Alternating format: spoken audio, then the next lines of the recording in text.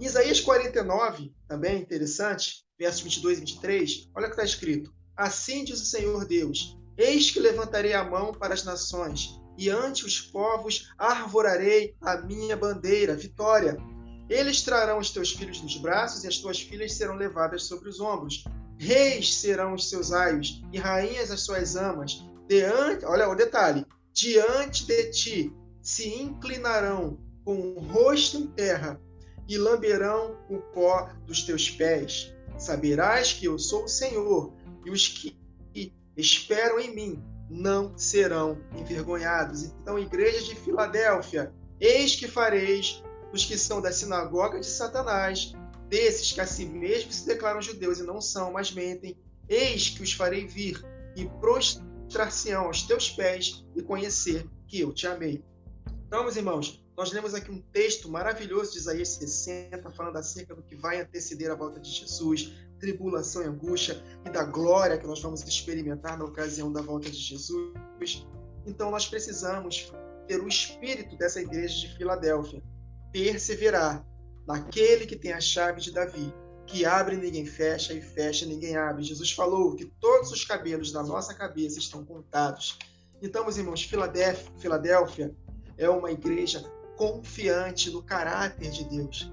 Se ele prometeu, ele vai cumprir. Ainda que isso possa custar uma tribulação no deserto, em que nós até não nos alimentaremos somente de pão, mas de toda palavra que procede da boca de Deus. Então nós devemos confiar em Deus e não cair na pilha de Satanás, que vai fazer como fez com Jesus, transforma essas pedras em pão, né? Já que vocês foram revestidos de um poder superabundante na primeira semana, então transforma as pedras em pão e nós seremos tentados a declarar a palavra de Deus para que ele possa trazer o alimento.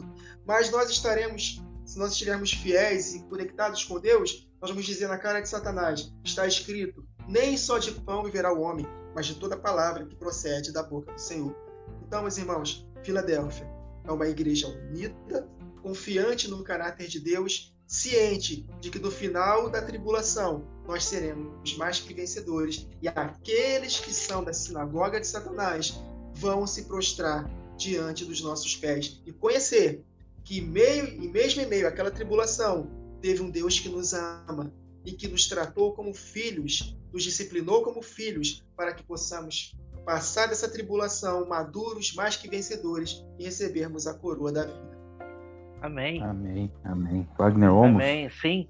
É só fazer um comentário que o irmão Wagner Nunes trouxe aqui, eu acredito seja tanto suficiente, mas uma percepção, se os irmãos perceberam, que essa carta, ela traz a informação de uma outra carta. Então, para aqueles que pensam assim, já vi muita gente criticar, não, as igrejas do Apocalipse são tempos históricos.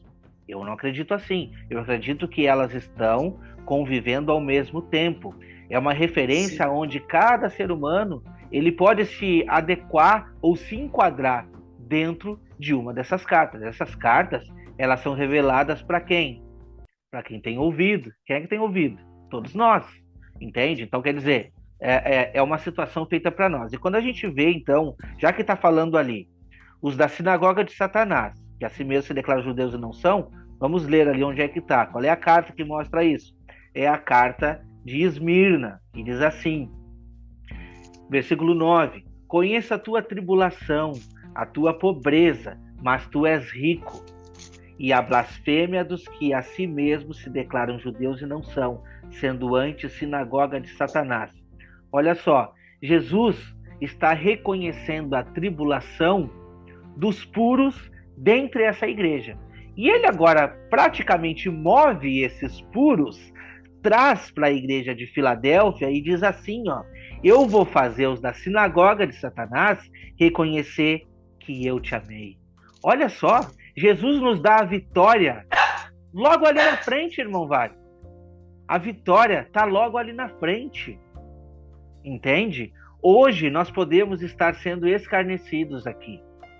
Porque somos chamados muitas vezes de herege, somos chamados muitas vezes de ignorantes ou não respeitamos muitas vezes a história, né, dos patriarcas da igreja. Ou se não, como já me falaram, a exegese. Eu já ouvi isso, sabe?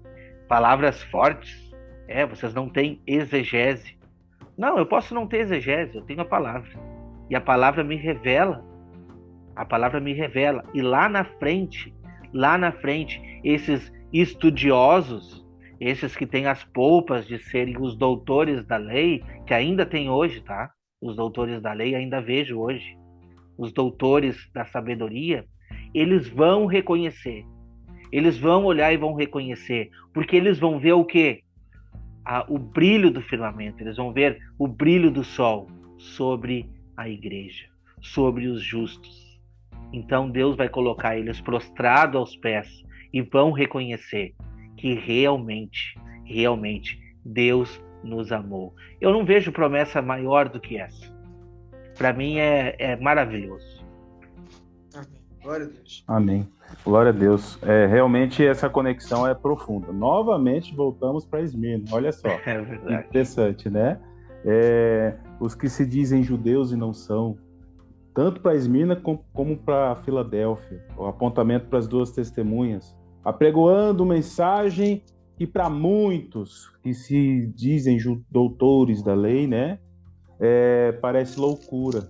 Mas o Senhor já nos colocou isso na sua palavra, que para muitos, né, é loucura, mas para Deus, né, é propósito. Então, quando as testemunhas despertam para anunciar o evangelho genuíno do reino, para muitos será loucura, mas para o Senhor o cumprimento de um propósito. E eu percebo que muitos vão permanecer com o coração duro, com dura cerviz, vão ouvir as proclamações das duas testemunhas e não vão seguir as duas testemunhas, não vai achar dentro do coração deles o arrependimento. Vai chegar na metade da semana, vai encerrar o ministério das duas testemunhas e vai começar o quê? A afronta destas pessoas contra as testemunhas. Aí vai começar o processo de provação das testemunhas. Mas os que perseverarem até o fim receberão corpo glorificado.